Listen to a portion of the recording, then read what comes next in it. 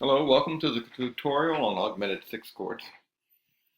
There are three basic types of augmented sixth chords, and they all follow the same essential voice leading, with just a little varieties of color.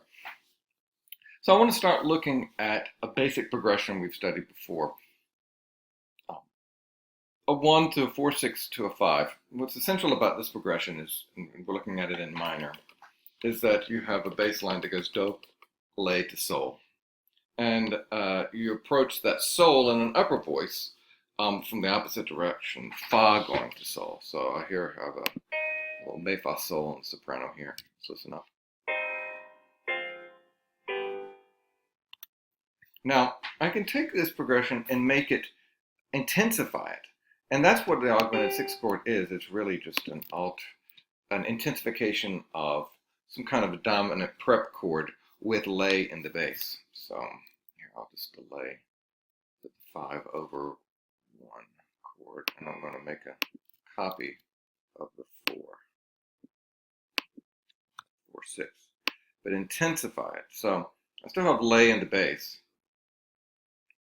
but I'm going to take the fa and the soprano and make it fi, as if it were like a 5 of 5. But of course, with the lay in the bass against the fi and the soprano, that creates an augmented sixth, not just a major sixth. And really, the chord's sort of being ripped apart here. Now, you cannot, you often double fa in a 4/6 chord. You can't double the fi because the voice leading fi must go to sol. So you can't double that. So you move down to the typical voice doubling there would be the double the do. And that's, this chord is called the Italian augmented. I use the plus sign for augmented. Italian augmented sixth. So here you've got every augmented sixth chord is going to have the elements of lay to sol in the bass and fi to sol and soprano, and an upper voice. It might be the soprano or any other. The Italian sixth is going to double do. So it's just exact variation of the 4/6. So one do is going to go to T, the other do is going to go to Re. So let's listen to this progression. First, going from the diatonic 4/6.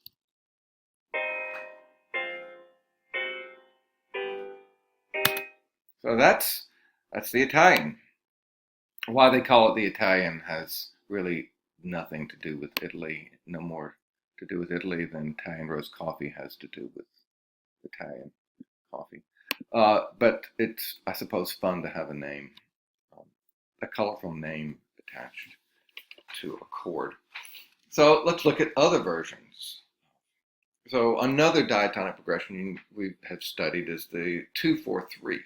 So that chord has the lay. It's very, very close to the 4/6. It has lay, do, and re in it instead of a double do. Lay, do, re, and fa. Let's listen to this diatonic progression. That F natural is just correcting the F sharp.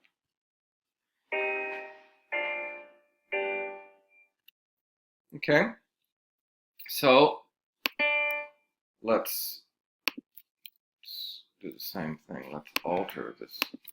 Let's intensify this 2/4/3 chord with fi.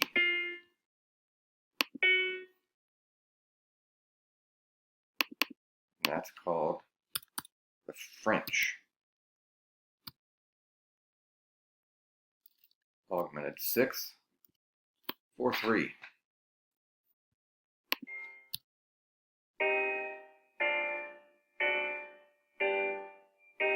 So again, lay to sol, fi to sol are the essential voices, and do goes to T just like it did before. But now I have a more closed voicing, and I have a re in the chord as well, and that re clearly goes just stays on re, and you've got it set for the dominant. So that again, very easy voice leading. Now, one more version. The Germans, you can't have you can't have a harmony without naming it after the Germans. After all, German composers specialize in their imaginative use of harmony.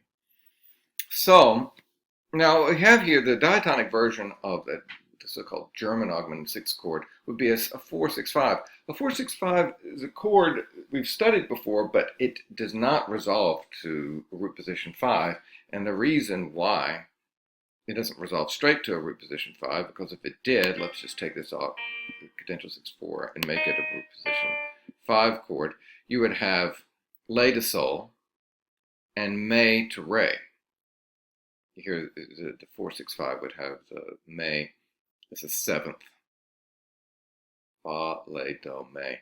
The may is prepared, as all sevenths should be, and it resolves down as all sevenths should resolve. But if may goes to re and lay goes to sol, you have parallel fifths. So now that, let's just leave that there for a second. That's just a plain 5 chord. Now that's why in diatonic harmony you don't use the 4-6-5 to go to a 5 chord. You use the 2-4-3, the one we have up here. However, if you make it an augmented 6th chord, you raise the fa to fi as you have with every other one. It creates what they call the German augmented 6th. And in fact, you can get away with the parallel fifths if you want to be so bold, and Mozart once in a while would do it. Whoops, gotta have the leading tone there. By the way, I should note, I'm glad that happened, that you have to raise the leading tone of these dominants. The dominants that the augmented 6th chords lead to are always structural dominants of some kind, or virtually always a structural dominant, either a half cadence or some, very often in a sonata form at the end of a development or in a larger piece where you're returning back to a structural dominant or you're modulating.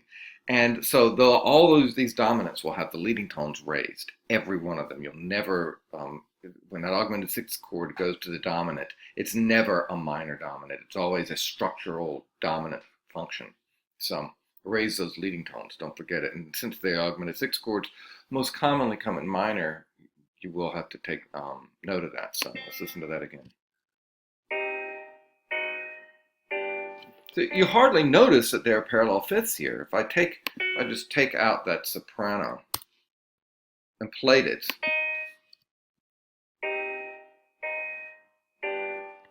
you can pretty easily hear the parallel fifths here. But when you put that fi in there, it almost disguises it. In fact, it kind of does. You just hear fi to sol and lay to sol. That's overwhelming. Nonetheless, it's easy enough and characteristic enough to avoid those parallels by going to a cadential 6-4, and that's the strategy a lot of composers use.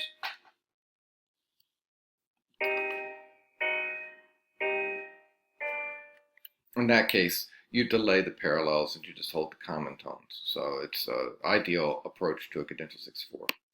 So that is the basic approach to the varieties of cadential 6-4s. Thank you.